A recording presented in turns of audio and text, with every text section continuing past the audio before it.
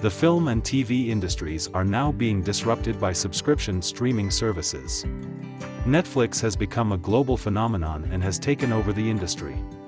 There are unlimited movies and TV shows on the Netflix platform available for watching. With one fixed monthly fee, all subscribers would be able to watch these TV shows or movies on their laptops, tablets, smartphones, or smart TV. Today, Netflix has over 200 million subscribers worldwide, enjoying the service without being geographically restricted. Welcome to Forwolution, a space where business stories inspire exceptional people. At the beginning, Reed Hastings was a co-founder of Pure Atria, and Marc Randolph worked as the marketing director for the same company. In 1997, the company was sold to Rational Software Corporation for $700 million. One day, Reed and Marc talked about the potential business model of a new startup. They were inspired by Amazon.com, and intended to launch their own online store and were considering what kind of products to sell online. When DVDs were first released, they sent a compact disc to Reed's house to try out the idea of renting or selling DVDs by mail. Eventually, they made the decision to go into the rental and sale of home videos and founded Netflix in August 1997. Reed contributed $2.5 million in cash from the sale of Pure Atria to Netflix. After months, with just 30 staff and 925 titles, Netflix.com debuted as the first online business for renting and selling DVDs. Not long after, they had a meeting with Amazon's founder, Jeff Bezos. Amazon made a bid of $14 million to $16 million to take over Netflix. The proposal was considered acceptable by Marc, but Reed, who was the 70% shareholder, rejected it on the flight home. In 1999, a subscription-based model was first put into practice by Netflix. It offered a monthly fixed fee for unlimited rentals and did not charge any fees for shipping or overdue rentals. However, the company struggled and incurred a loss during the dot-com bubble in 2000. Reed and Marc decided to offer $50 million, selling the company to Blockbuster. The proposal was turned down without surprise. To get through the tough time, one-third of its employees were forced to be fired. Eventually, Netflix went public and was listed on NASDAQ in May 2002, priced at $15 per share. The following year, with $272 million in revenue and 1 million subscribers, the company achieved its first-ever profit of $6.5 million. By 2005, over 1 million DVDs were distributed daily. In 2007, Netflix unveiled its streaming media service, which allowed people to watch videos from home or any other location via the internet. But compared to the accessible 70,000 DVDs, it only offered 1,000 streaming videos at that moment. Soon, all rental disc subscribers were allowed to enjoy the unlimited streaming without additional cost. When Netflix decided to stop selling used DVDs, their streaming service also progressively replaced DVD shipments.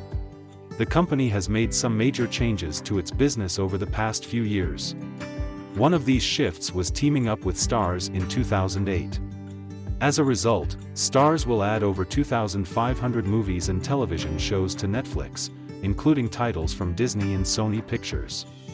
This deal had a massive impact on Netflix.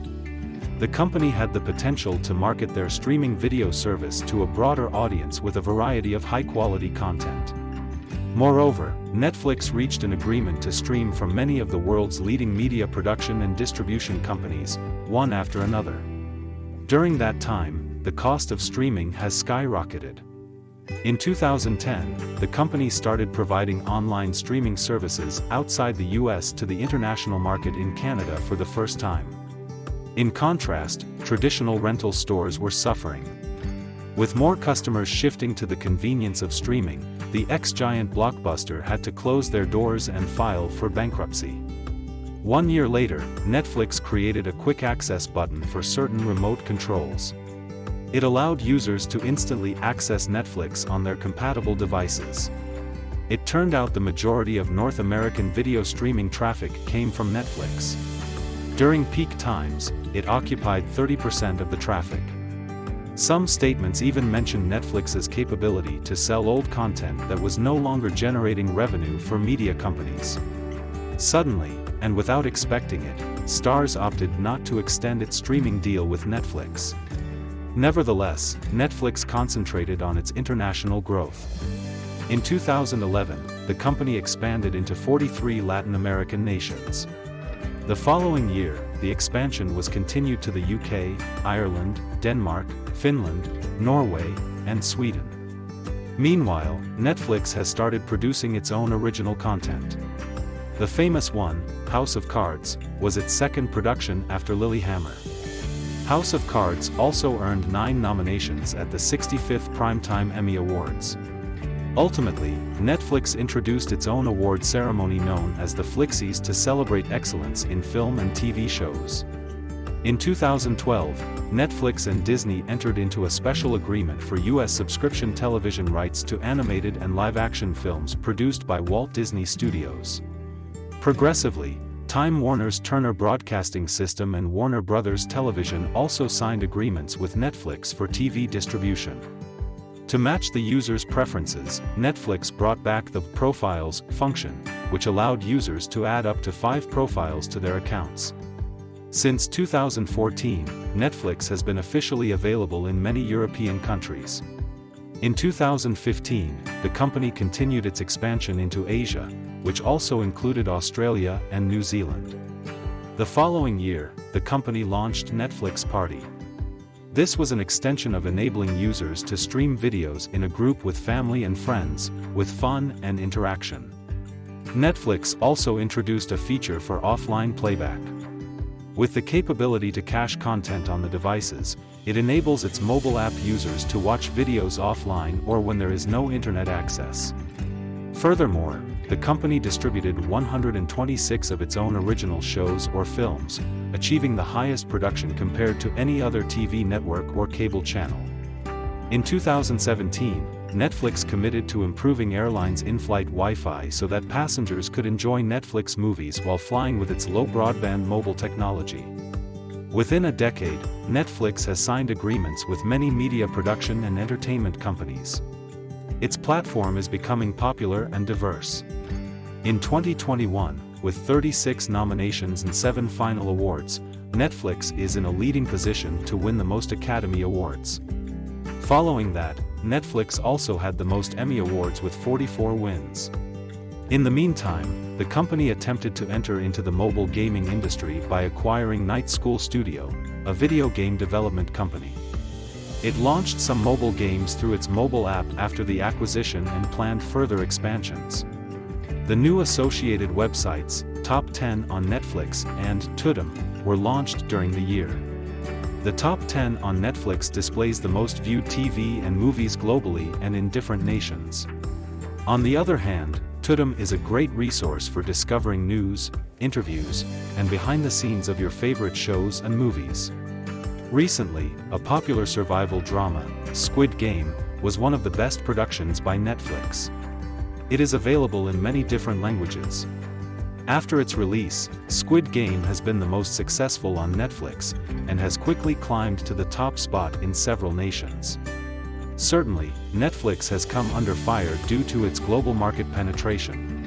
There are some issues with the company in regard to being linguistically diverse and sensitive. The film production by Netflix originals falls into a conflict of interest with the traditional film industry. It may have a negative impact on films' release windows, resulting in them being rejected by cinemas. Now, Netflix has moved up to the second largest entertainment and media company according to its market valuation. Over the previous decade, Netflix outperformed the stock market index with a return of more than 30 times. Its annual revenue reached $29 billion and generated a net income of $5 billion. Roughly 60% of its content is the original titles that were produced by Netflix.